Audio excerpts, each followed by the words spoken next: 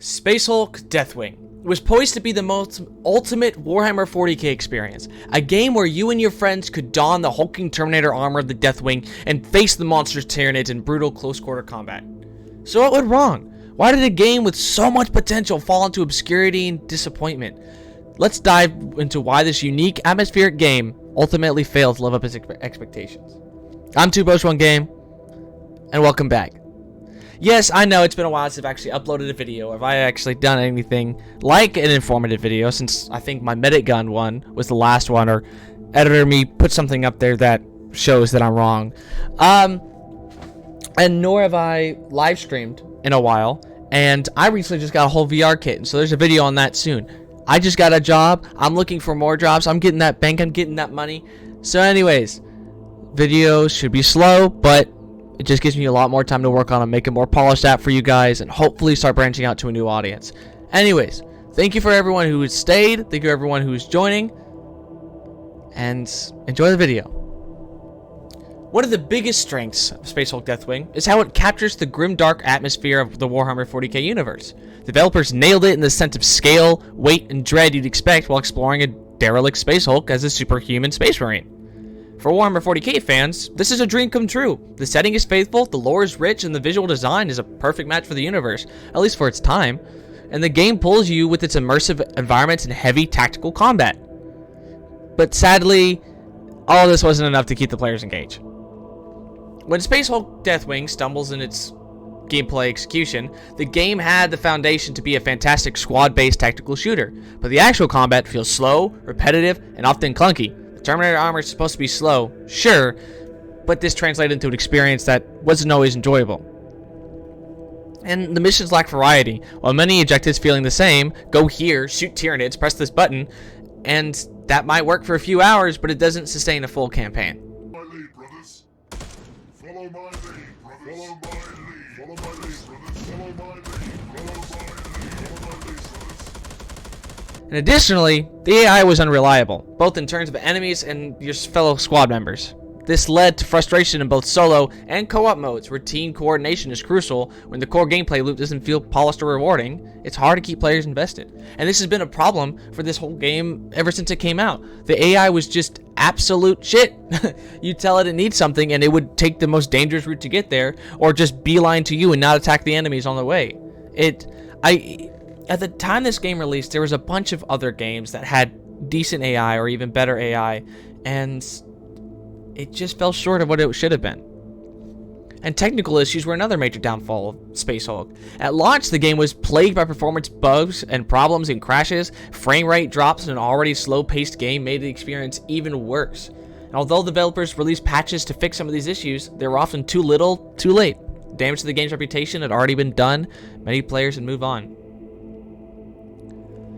And co-op was supposed to be one of the game's biggest selling points, teaming up with friends to fight through a Space Hulk as a squad of Space Marines, and while there were moments of fun, the co-op mode lacked depth. There was no real incentive for tactical play or squad cohesion beyond the bare minimum. Players often found themselves running and gunning, rather than using the tactics that Warhammer 40k is known for. The lack of significant progression systems or medieval customization option made it hard for co-op to stand out in the long term, which is why Space Marine did so well when it came out. Even though it wasn't first person, it was third person, the customization for the new armors, so you can be different factions and classes, were fun. The co-op was amazing, because even though you didn't have co-op campaign like you can do with the new Space Marine 2, the fact that it was just like arenas and all these monsters coming out of you had these different classes and you could look different and even, do PvP. It was so fun and it was so engaging. But Space Hulk Deathwing could have done all this. It would have been awesome as a first-person shooter, but it just felt so limited.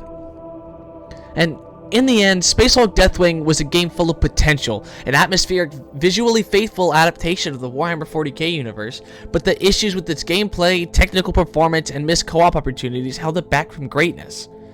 For Warhammer 40k fans, it was a disappointment. But for the industry, it's a reminder that even the best ideas can fall short without proper execution. With the right polish, Space Hulk Deathwing could have been the must-play in the Warhammer gaming universe. But sadly, it's remembered more for its flaws than its achievements. But what do you think? Could Space Hulk Deathwing have been saved with more updates or better launch? Tell me what you in the... No. Let us...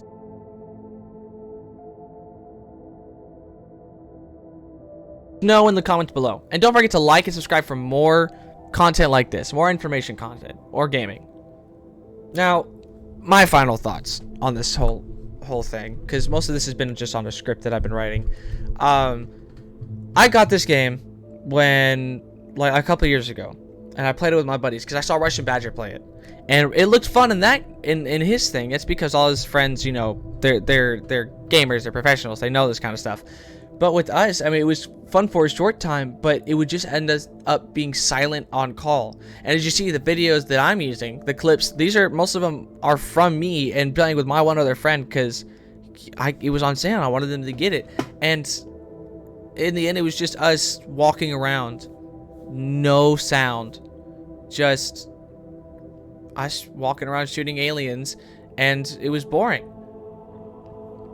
And the classes are cool, they all have different abilities, sure, and it makes it for really good tactical stuff, but the fact you have to grind so much to get the cosmetics or the weapons, and the weapons are always the same, it doesn't make it enjoyable. And yeah, the frame drops and sometimes the graphics will all be grainy, didn't make a good thing.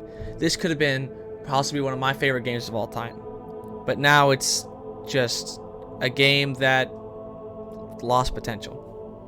Anyways, thank you all so much for watching. I know this is a shorter video than my other ones, but the editing and everything, it's gonna be worth it, especially for the next video that's coming out. It's hilarious. It's another short Roblox video, but oh my goodness, it's gonna be hilarious. In any case, here's a small clip. What is Will so jolly about?